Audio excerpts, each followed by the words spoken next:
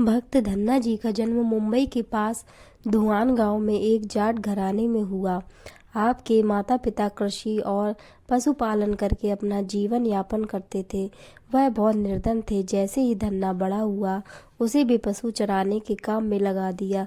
वह प्रतिदिन पशु चराने जाया करता था। गांव के बाहर ही कच्चे तालाब के किनारे एक ठाकुर द्वार था, जिसमें बहुत सारी ठाकुरों की मूर्तियां रखी हुई थी। लोग प्रतिदिन वहां जाकर माथा टेकते व भेंट अर्पण करते। धन्ना पंडित को ठाकुरों की पूजा करते, स्नान करवाते व घंटियां खड़काते रोज देखता। अल्प बुद्धि का होने के कारण वह समझ न पाता। एक दिन उसके मन में आया कि देखते हैं कि क्या है। उसने एक दिन पंडित से पूछ लिया कि आप मूर्तियों के आगे बैठकर क्या करते हो। पंडित ने कहा, ठाकुर की सेवा करते हैं, जिनसे कि मनोकामनाएं पूर्ण होती हैं। धन्ने ने कहा, यह ठाकुर मुझे भी दे दो, उससे छुटकारा पाने के लिए। पंडित ने कपड़े में पत्थर लपेट कर दे दिया। घर जाकर धन्ने ने पत्थर को ठाकुर समझकर स्नान कराया। भोग लगाने के लिए कहने लगा। उसने ठाकुर के आगे बहुत मिन्नतें की। धन्ने ने कसम खाई कि यदि ठाकुर खाना नहीं खाएंगे तो मैं भी भूखा रहूंगा। यह प्रण देखकर प्रभु प्रकट हुए तथा रोटी खाई व लस्सी पी। इस प्रकार धन्ने ने अपने भोलेपन से पूजा करने पर भगवान को पा लिया। जब धन्ने को लगन लगी, उस समय उसके माता पिता बूढ़े हो चुके थे, अकेला नवयुवक था। उसे ख्याल आया कि ठाकुर को पूजा से खुश करके यदि सब कुछ हासिल किया जा सकता है तो उसे अवश्य यह करना होगा, जिससे घर की गरीबी चली जाए तथा सुख आए।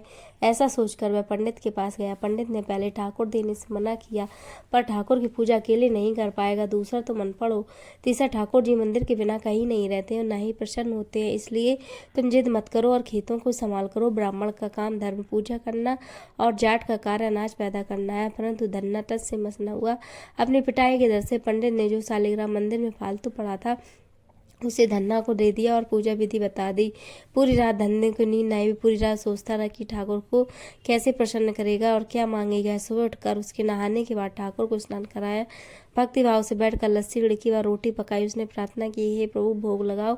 मुझ गरीब के पास रोटी और लस्सी और मक्खन ही है और कुछ नहीं, और सब चीजें दोगे मैं रख दूंगा। वह ठाकुर जी को देखता रहा। पत्थर कैसे भोजन करे। पंडित तो भोग का बहाना लगाकर सारी सामग्री घर ले जाता, पर बालक को इस बात का कहाँ ज्ञान था। वह व्याकुल होकर कहने लगा कि क्या आप जाट का प्रसाद नहीं खाते? दादा तो इतनी देर नहीं लगाते थे। यदि आज आपने प्रसाद न खाया तो मैं मर जाऊंगा, लेकिन आपके बगैर नहीं खाऊंगा। प्रभु जानते थे कि यह मेरा निर्मल भक्त है, छल कपट नहीं जानता।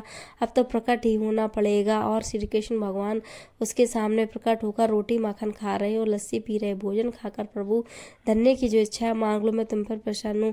पर हाथ जोड़कर विनती की, तुम्हारी जो भक्ति करते हैं तो उनके कारण संवार देता है। मुझे गेहूँ दाल व घी दीजिए। यदि जूता कपड़े सभी प्रकार के अनाज, गाय व भैंस सवारी करने के लिए घोड़े तथा घर की देखभाल करने के लिए सुंदर नारी मुझे दे।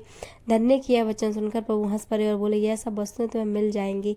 प्रभु बोले, अन्य कुछ? प्रभु, मैं जब भी आपको याद करूं आप दर्शन दीजिए। यदि कोई जरूरत हुई तो बताऊंगा। तथास्तु। भगवान ने उत्तर दिया, हे प्रभु, धन्ना आज से आपका आजीवक सेवक हुआ। इसके अलावा किसी अन्य का नाम नहीं लूंगा।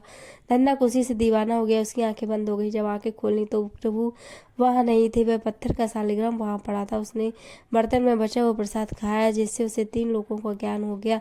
प्रभु के दर्शनों के कुछ दिन पश्चात धन्य के घर सारी खुशियां आ गईं। एक अच्छी अमीर घर में उसका विवाह हो गया। उसकी बिना बोई भूमि पर भी फसल लहलहा गई। उसने जो जो प्रभु से मांगा था उसे सब मिल गया। किसी ने धन्य को कहा, चाहे प्रभु तुम पर प्रसन्न है, तुम्हें फिर भी गुरु धारण करना चाहिए। उसने स्वामी रामानंद जी का नाम बताया। एक दिन अचानक ही रामानंद जी उधर से निकले। भक्त धन्य ने दिल से उनकी खूब सेवा की तथा दीक्षा की मांग की। रामानंद जी ने उसकी विनती स्वीकार कर ली और दीक्षा देकर